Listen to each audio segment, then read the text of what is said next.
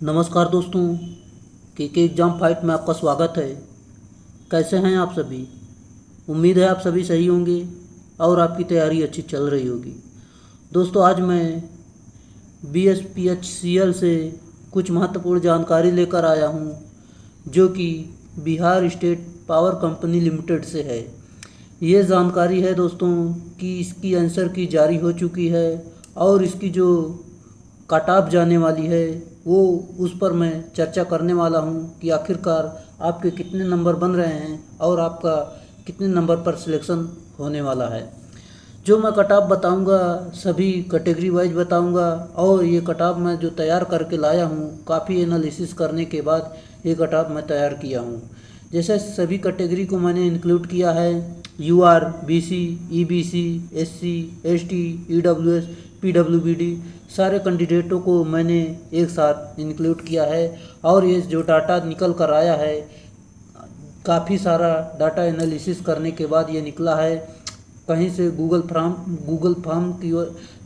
Form से और जो यूट्यूब के नीचे कमेंट आते हैं वहाँ से सारा डाटा कलेक्ट करके मैंने ये कट ऑफ तैयार किया है। चलिए आपका ज़्यादा टाइम न लेते हुए इस कट ऑफ की चर्चा शुरू करते हैं।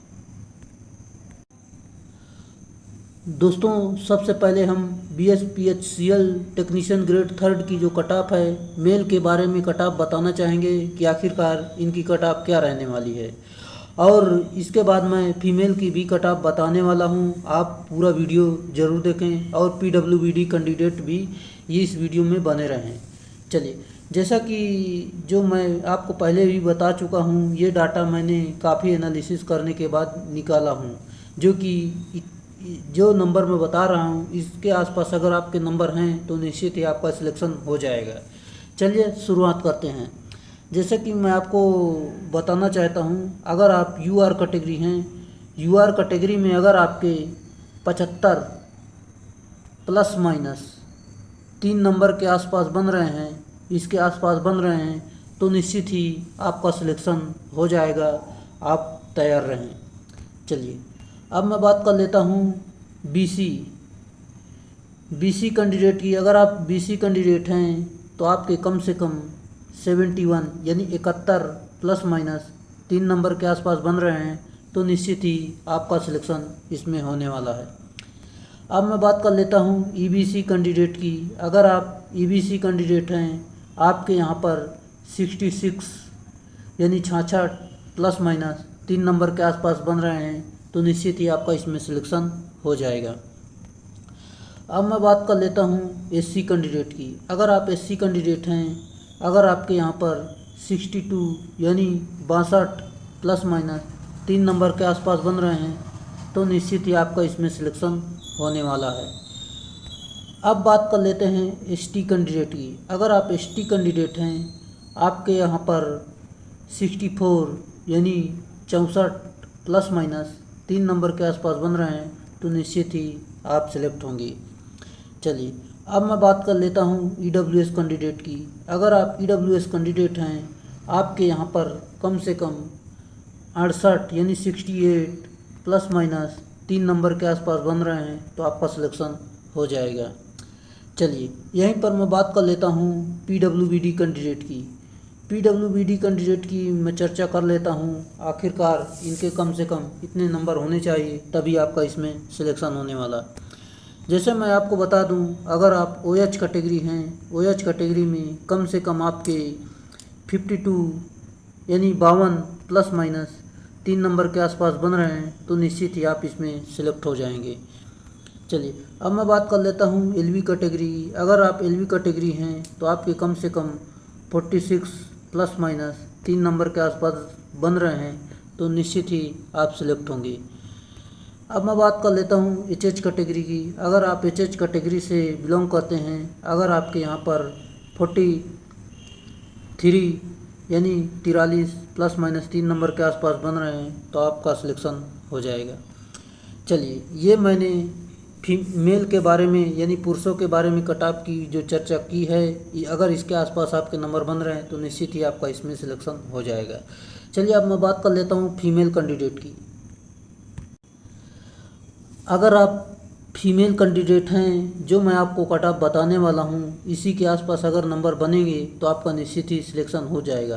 क्योंकि दोस्तों फीमेल कैंडिडेट के लिए इसमें सीटों की संख्या काफ़ी ज़्यादा रखी गई थी, जो कि 35% इसमें सीट रिजर्व हैं।